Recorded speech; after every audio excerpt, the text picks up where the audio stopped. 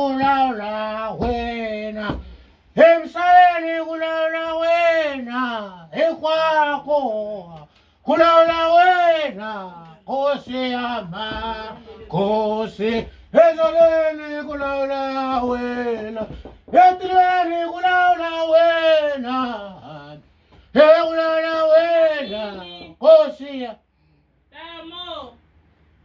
wawona ninyenyalesi loko ni ri moyeni wa mina ni kha ni fasta munhu a fika ni nghenele hi wena mani Tama i Dudu. mani Dudu. nghena tama bisi ni le ku khongeleni a hi ringeteni ku yingisela mimoya loko hi suka makaya ya hina ku lomu hi ya kona a hi ya dispedana Ndawini. na mani ndhawu eziti Eh, sorry man, sorry ku disturb. Swi twi kha mi yimbelela swi komba mi ri busy na xikolo. ni le ku khenseni ka Yehovha ka swin'wana ni nga ni ndlela swona ni nga ta ka ni nga swi byeli munhu u yi pfukile dota Ndi kona mfundhisi. i vutisa sweswi ta tika ku tana vafana va mina Mlandze vomu. mina ndzi vona kwihi Kwa. kumbe va nga va fika va kumeka hala handle hikuva mina kusukela nampundzu ni la ndzeni ka yindlu Mfundhisi ku komisa xitori. Hi ta la hi na problem. Loko ni nga tivi loko ku mi nga hi solvela yona. Ni teki vana tolweni va yisa exikolweni.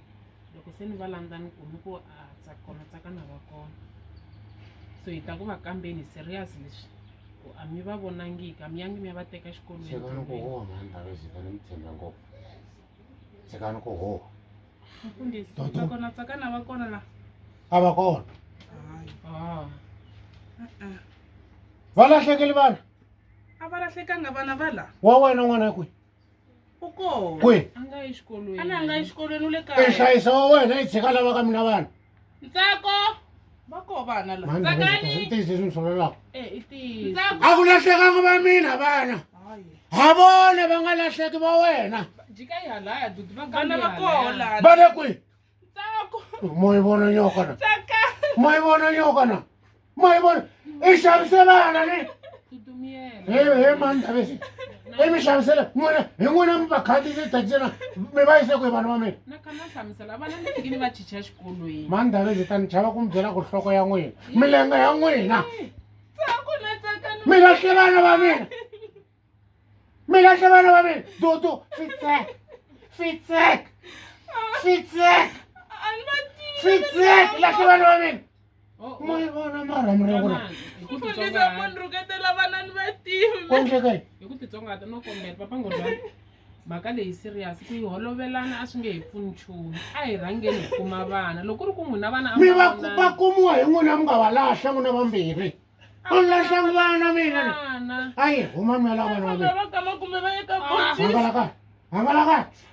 hangalakani nan'we ku va lava musi hangalakani vana lava va va tiva loko nga fambi ta va humesa swi vula ku hi ta za hi ya polisi cause hina hi hleketa ku hi rhanga hi ta hi ta n'wi vutisa mi ta tshamana n'wina ni tshama na vona rini vana lava vana lava a ni wata le ka mangu lava ku vakachela ene n'wina fitsek nga fambi ta va humesa Dudu ta va humesa okay hi fambi police station va ta vulavula na vona Na Kanapa kwala. va endla leswi Na Kanapa. hi nga fambi a nge endli nchumu a hi fambi lava vana hi nga fambi a hi tshami lava vana khale ni kha ni deleriwa la bibele yi manyana bibele yi tirhisa ayi